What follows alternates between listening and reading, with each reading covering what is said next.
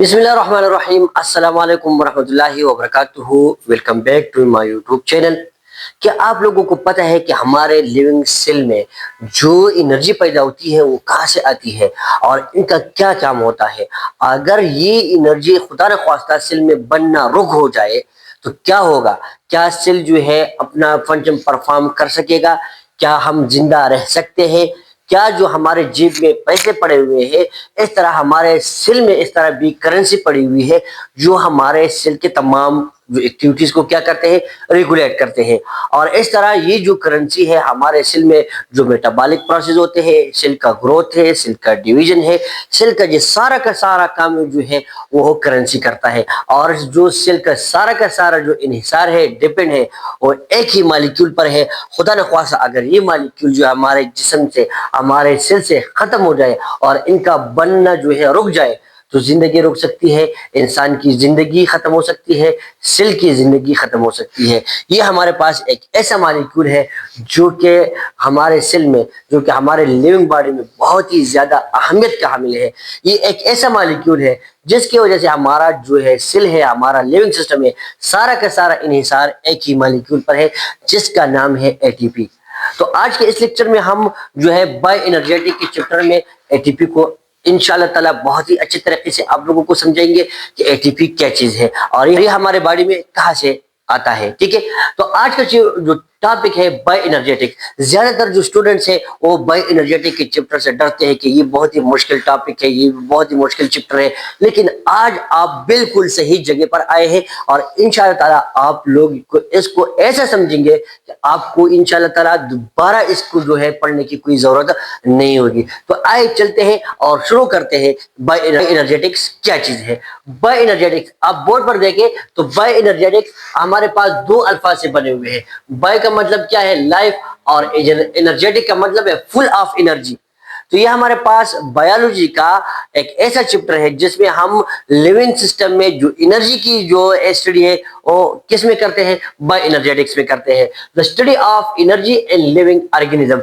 हमारे living organism में ख्वाह हो प्लांट्स हो, ख्वाह वो एनिमल हो, इनमें जब हम एनर्जी की जो है डिस्कशन करते हैं उनको हम क्या कहते हैं? बायो एनर्जेटिक्स कहते हैं। एनर्जी तो आप जानते हैं कि एनर्जी हमारे पास क्या चीज है। एनर्जी एनर्जी का मतलब क्या है? एनर्जी का मतलब ये है power to do work, power to do work. Energy का मतलब ये है कि काम करना, काम करने की सलाहियत को हम एनर्जी कहते हैं। लेकिन अब ये एनर्जी हमारे पास आज हम लिविंग ऑर्गेनिज्म में पढ़ेंगे कि लिविंग ऑर्गेनिज्म में जो है एनर्जी है कहाँ से आती है, किस तरह पैदा होती है और लिविंग ऑर्गेनिज्म में ये क्या क्या काम करता है। ठीक है, तो study of energy and living organism is called bio energetic. बहुत ही सिंपल डिफिनेशन है कि लिविंग ऑर्गेनिज्म में, जानदार अशे में जब हम एनर्जी की मुताला करते हैं, एनर्जी की डिस्कशन करते हैं, इसको हम क्या कहते हैं? बायो एनर्जेटिक्स कहते हैं। तो बायो एनर्जेटिक्स में हम एनर्जी की डिस्कशन करेंगे लिविंग ऑर्गेनिज्म में। इन 4 पॉइंट पर हम एनर्जी की डिस्कशन करेंगे। सबसे पहला जो हमारे पास पॉइंट है वो क्या है? प्रोडक्शन, कि एनर्जी कहाँ से पैदा होती है लिविंग ऑर्गेनिज्म में। हमारे सेल में जो एनर्जी है इनकी पैदावार कहाँ से है, इनकी प्रोडक्शन कहाँ से है, इनकी मैन्युफैक्चरिंग कैसा है और ये कहाँ से ये एनर्जी आती है। सबसे पहला ये पॉइंट। दूसरा पॉइंट हमारे पास ये है ट्रांसफॉर्मेशन। ट्रांसफॉर्मेशन का मतलब है flow of energy, flow of energy. इसका अब दो मतलब है। ठीक है, इसका ये मतलब है एक कि जब हमारे लिविंग सिस्टम में एक किस्म की एनर्जी दूसरे किस्म में तब्दील हो जाए उसको हम क्या कहते हैं?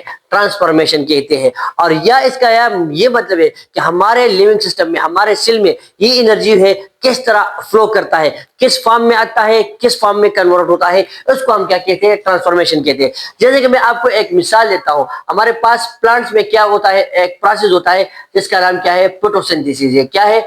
फोटोसिंथेसिस। प्लांट में ये प्रोसेस होता है जिसमें जो प्लांट अपना खुराक खुद तैयार करता है। इंशाल्लाह आगे हम जाकर तफसील से पढ़ेंगे कि फोटोसिंथेसिस हमारे पास क्या चीज है। ठीक है, तो फोटोसिंथेसिस में हमारे पास प्लांट जो है सनलाइट को, क्या किसको? सनलाइट को हमारे पास किस में कन्वर्ट करते हैं? केमिकल एनर्जी में कन्वर्ट करते हैं। किस में कन्वर्ट करते हैं? तो ये हमारे पास सनलाइट जो है एक एनर्जी है जो कि लाइट की और हीट की शक्ल में है। लेकिन प्लांट में ये किस में तब्दील होता है? केमिकल एनर्जी में तब्दील होता है। तो इसको हम क्या कहते हैं? ट्रांसफॉर्मेशन कहते हैं। अब हमारे पास आते हैं स्टोरेज, कि हमारे पास जो है लिविंग ऑर्गेनिज्म में एनर्जी है किस तरह स्टोर होगा। तो ये हमारे पास मुख्तलिफ किस्म के जो फूड है इनकी शक्ल में स्टोर होता है और फिर एटीपी की शक्ल में ये क्या होता है, रिलीज होता है। जब मैं आपको मिसाल देता हूँ, ग्लूकोज है हमारे पास C6H12O6, ये एक बायोमॉलिक्यूल है और इनमें ये जो एनर्जी है स्टोर होती है। ठीक है, जब सेल को एनर्जी की जरूरत होती है तो ये मॉलिक्यूल जो है ग्लूकोज मॉलिक्यूल टूट जाता है और हमारे पास क्या रिलीज करता है, एटीपी को रिलीज करता है। तो हमारे पास जो सेल है जो है इनमें एनर्जी जो स्टोर होता है वो फूड में स्टोर होता है, मुख्तलिफ किस्म मॉलिक्यूल में स्टोर होता है और जब ये मॉलिक्यूल टूटते हैं तो इनमें जो एनर्जी रिलीज होती है और किस शक्ल में रिलीज हो जाती है, एटीपी की शक्ल में रिलीज हो जाती है। और आखिर में हमारे पास आते हैं कि हमारे पास जो बायो एनर्जेटिक्स में हम एनर्जी की डिस्कशन करते हैं लिविंग ऑर्गेनिज्म के, एनर्जी की यूजेस क्या है। तो आप जानते होंगे कि एनर्जी की यूजेस क्या है। ऐसे सेल क्या करता है, ग्रोथ करता है। ऐसे सेल क्या करता है, मेटाबॉलिक प्रोसेस करता है। ऐसे सेल क्या करता है, अपना फिजिकल एक्टिविटी को मेंटेन करता है। जब सेल को एनर्जी मुहैया होती है तो सेल ग्रोथ भी करता है, सेल डिवीजन भी करता है और सेल मेटाबॉलिक प्रोसेस को भी मेंटेन रखता है। और इसके अलावा मुख्तलिफ किस्म के जो प्रोसेस है सेल में होते हैं वो बाकायदा तौर पर वो क्या होते हैं, रेगुलेट होते हैं। अगर सेल में एनर्जी नहीं होती तो सेल का क्या हो जाता है, डेथ हो जाता है, सेल का निक्रोसिस हो जाता है, सेल खराब हो जाता है। जब सेल में एनर्जी की कमी आ जाती है तो सेल क्या हो जाता है, डेड हो जाता है। ठीक है, हमारे पास एक और टॉपिक है जो कि importance of oxidation in reduction, कि importance of oxidation in reduction. अब हमारे पास एक टॉपिक आता है जिसका नाम है importance of oxidation in reduction. इस टॉपिक का क्या मतलब है, इस टॉपिक का मतलब ये है कि हमारे जो बॉडी में बायोकेमिकल रिएक्शन होते हैं, मेटाबॉलिक प्रोसेस होते हैं, इनमें क्या होता है, रिडक्शन होता है, ऑक्सीडेशन होता है और इनका बहुत ही ज्यादा फवायद है। अगर ये रिएक्शन नहीं होते, इनमें ऑक्सीडेशन नहीं होता, इनमें रिडक्शन नहीं होता, तो इनसे हमारे पास जो है एनर्जी की जो है प्रोडक्शन नहीं होता। लिहाजा हमारे जिस्म में जो कि तमाम के तमाम जो केमिकल रिएक्शंस है उनमें बाकायदा तौर पर ऑक्सीडेशन होता है, रिडक्शन होता है। और इनकी अहमियत ये है, अगर आपको पेपर में पूछा जाए कि ऑक्सीडेशन रिडक्शन का जो है क्या इंपॉर्टेंस है, तो सबसे पहले फूड फॉर्मेशन इन एनर्जी फॉर्मेशन। हमारे पास जो फूड बनता है, इनमें जो है फूड बनता है, आप जानते हैं कि हमारे पास जो फूड बनता है, खासकर जो फोटोसिंथेसिस का रिएक्शन होता है, इनमें क्या होता है, इनमें हमारे पास फूड बनता है या नहीं बनता। इनमें हमारे पास कार्बन डाइऑक्साइड का रिडक्शन होता है, कार्बन डाइऑक्साइड में हाइड्रोजन ऐड हो जाता है और हमारे पास C6H12O6 में तब्दील हो जाता है। तो हमारे पास फोटोसिंथेसिस प्रोसेस में क्या होता है, फूड बनता है और ये हमारे पास क्या है, एक रिडक्शन रिएक्शन है। और इस तरह एनर्जी फॉर्मेशन, रिस्पायरेशन में हमारे पास जो फूड है वो खुराक है C6H12, उसका क्या होता है, ब्रेकडाउन होता है और इनकी वजह से हमारे पास क्या प्रोड्यूस होता है, एनर्जी प्रोड्यूस होती है।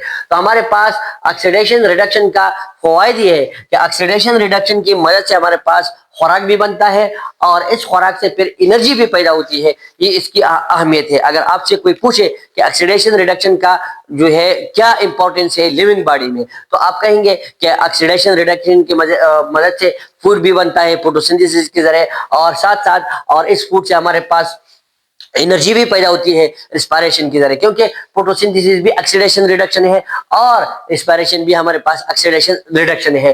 तो अब हम आते हैं कि ऑक्सीडेशन क्या चीज है और रिडक्शन क्या चीज है। तो सबसे पहले आप ऑक्सीडेशन को समझे।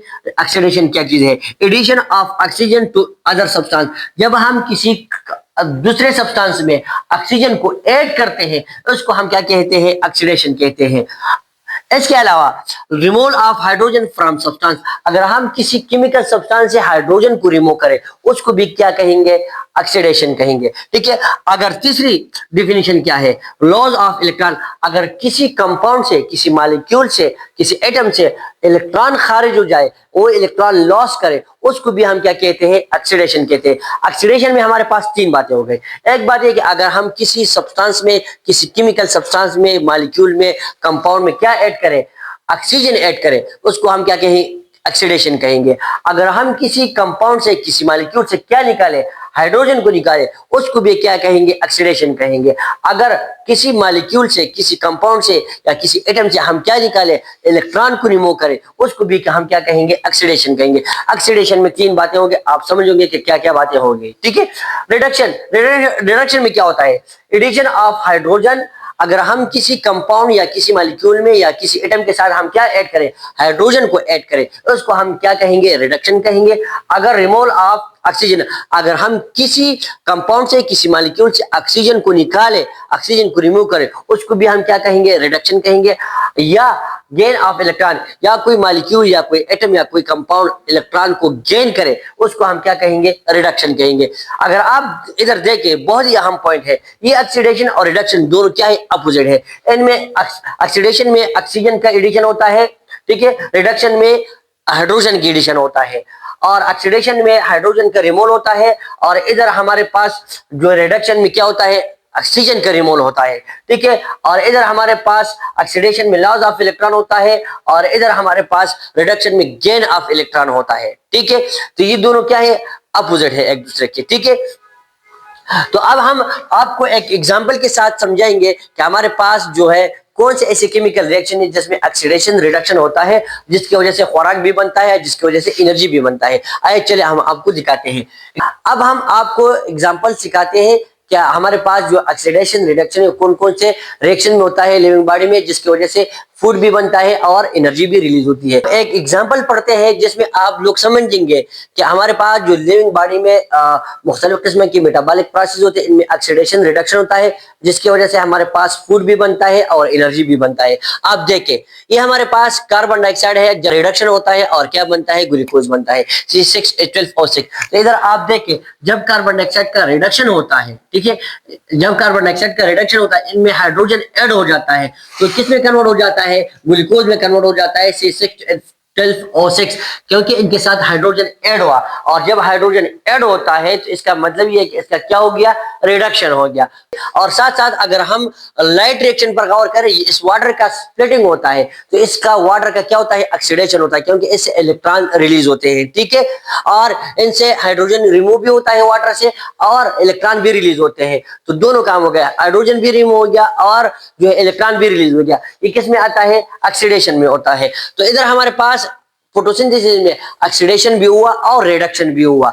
जब ये खुराक बन गया, जब इस खुराक के साथ ऑक्सीजन ऐड हो जाए, क्या हो जाए, जिसका नाम क्या है, रिस्पायरेशन है। रिस्पायरेशन के प्रोसेस में, रिस्पायरेशन के प्रोसेस में हमारे सेल में, ख्वाह वो फिर प्लांट हो या एनिमल हो, ख्वाह व्हाटएवर कोई भी ऑर्गेनिज्म, इसके सेल में जब खुराक के साथ, जब ग्लूकोज के साथ क्या मिल जाता है, ऑक्सीजन मिल जाता है, तो खुराक का क्या होता है, ऑक्सीडेशन होता है। जब खुराक का ऑक्सीडेशन होता है तो क्या रिलीज होगी, कार्बन डाइऑक्साइड रिलीज होगा, वाटर रिलीज होगा और क्या, एटीपी रिलीज होगा। तो इधर आप देखिए, इधर हमारे पास दो बातें कंफर्म हो गई। इधर हमारे पास कार्बन डाइऑक्साइड की रिडक्शन की वजह से क्या बन गया, खुराक बन गया, ठीक है। और इधर खुराक की ऑक्सीडेशन की वजह से क्या बन गया, एटीपी बन गया। समझ गए या नहीं, फिर सुनिए आपको। इधर हमारे पास कार्बन डाइऑक्साइड की रिडक्शन की वजह से क्या बन गया, खुराक बन गया। ये हमारे पास फूड है या नहीं, ग्लूकोज है ना, ठीक है। इधर हमारे पास खुराक बन गया, ठीक है। और इधर हमारे पास जो है खुराक का क्या हुआ, ऑक्सीडेशन हुआ, जिसकी वजह से हमारे पास क्या बन गया, एटीपी बन गया, एनर्जी बन गया। तो इसका ये अहमियत होगा कि ऑक्सीडेशन रिडक्शन की वजह से हमारे पास खुराक भी बनता है और एनर्जी भी की प्रोडक्शन होती है, ठीक है। तो ये इधर हमारे पास फोटोसिंथेसिस में ऑक्सीडेशन रिडक्शन भी होता है, और इस तरह रिस्पायरेशन में भी ऑक्सीडेशन रिडक्शन होता है, जिसकी वजह से हमारे पास खुराक और एनर्जी दोनों पैदा होती है, ठीक है।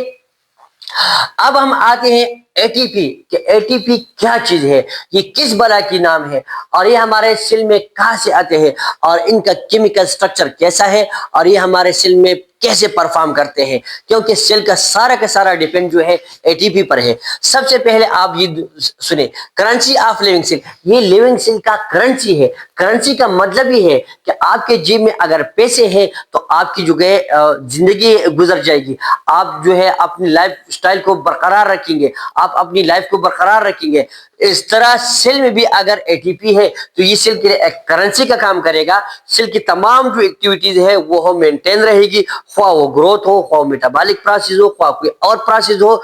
अगर सेल में एटीपी मौजूद है तो सेल अच्छा परफॉर्म करेगा, सेल अपना जो है प्रॉपर फंक्शन करेगा। तो ये हमारे पास सेल का क्या है, करेंसी है, ठीक है। Living cell completely depend on ATP. Living cell जो है मुकम्मल तौर पर एटीपी पर डिपेंड है, क्योंकि मैंने पहले बताया कि एनर्जी के बगैर सेल प्रॉपर फंक्शन नहीं करता। सेल ग्रोथ नहीं कर सकता, सेल जो है मेटाबॉलिक प्रोसेस नहीं कर सकते, सेल जो है और सेल साइकिल में दाखिल नहीं हो सकता, ठीक है। हर प्रोसेस, हर फंक्शन के लिए सेल में किस चीज की जरूरत होती है, एटीपी की जरूरत होती है। अब एटीपी का मतलब क्या है? एटीपी का मतलब ये है कि एडिनोसिन ट्राइफॉस्फेट, एडिनोसिन ट्राइफॉस्फेट,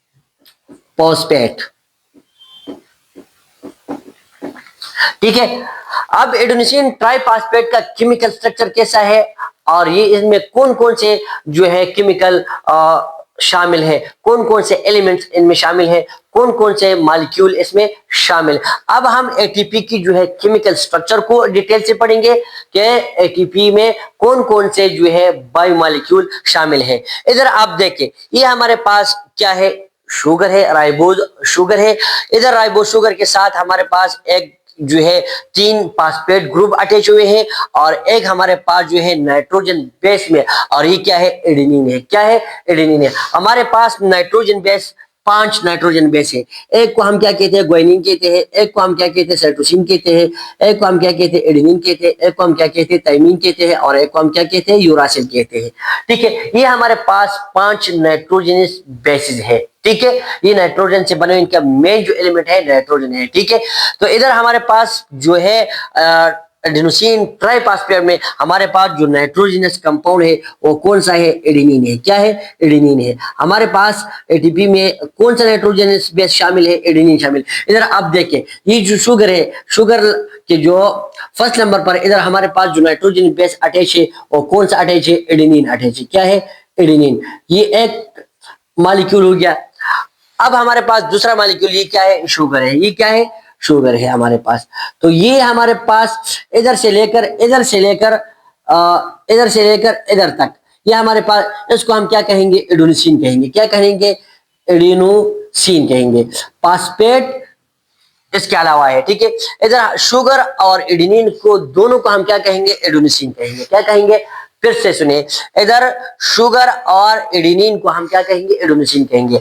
जब इसके साथ ये 3 फास्फेट ग्रुप अटैच है, एक फास्फेट ग्रुप, दूसरा फास्फेट ग्रुप और तीसरा फास्फेट ग्रुप, तो ये हमारे पास क्या हो गए, 3 फास्फेट ग्रुप हो गए। तो इधर हमारे पास ये जो एडेनोसिन पोर्शन के साथ 3 फास्फेट ग्रुप अटैच है, तो इसका क्या होगा, एडेनोसिन ट्राइफॉस्फेट हो गया। क्या हो गया, ट्राइफॉस्फेट। तो इसलिए इसको एडेनोसिन ट्राइफॉस्फेट इसलिए कहते हैं कि एडेनोसिन के साथ 3 फास्फेट ग्रुप क्या है, अटैच है। और सिर्फ एडेनिन और शुगर को हम क्या कहेंगे, एडेनोसिन कहेंगे। क्या कहेंगे, एडेनोसिन कहेंगे, ठीक है। अब ये जो इधर हमारे पास एडेनोसिन ट्राइफॉस्फेट है, जो हमारे पास एटीपी है, और किस तरह एनर्जी रिलीज करेगा।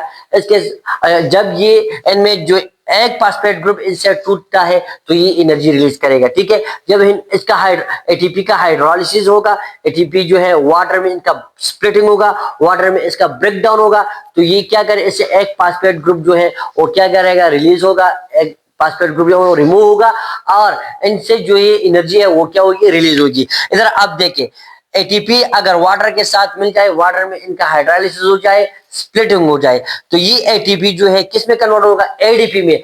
एडीपी जो है हाफ एनर्जी मॉलिक्यूल है, एडेनोसिन डाइफॉस्फेट, ठीक है। इधर इससे क्या हो गया, एक फास्फेट ग्रुप क्या हो गया, रिमूव हो गया। जब एक फास्फेट ग्रुप रिमूव हो जाता है वाटर की स्प्लिटिंग की वजह से, ठीक है, वाटर में इनका स्प्लिटिंग होता है, तो ये हमारे पास एटीपी से क्या बनेगा, एडीपी बनेगा, ठीक है। प्लस फास्फेट, इनऑर्गेनिक फास्फेट एक रिलीज होगा, और साथ साथ क्या रिलीज होगा, एनर्जी रिलीज होगा। कितना एनर्जी रिलीज होगा, 7.3 किलो कैलोरीज। एनर्जी रिलीज होगा 7.3 किलो कैलोरीज, ठीक है। ये कि आज का लेक्चर था कि बायो एनर्जेटिक्स क्या है, और इनमें फिर ऑक्सीडेशन रिडक्शन का इंपॉर्टेंस क्या है, इसके बाद ऑक्सीडेशन रिडक्शन क्या है, और इसके बाद जो है हमने एग्जाम्पल पढ़ा, और साथ साथ क्या पढ़ा, एटीपी पढ़ा। उम्मीद करता हूं कि आप लोगों को समझ आया होगा।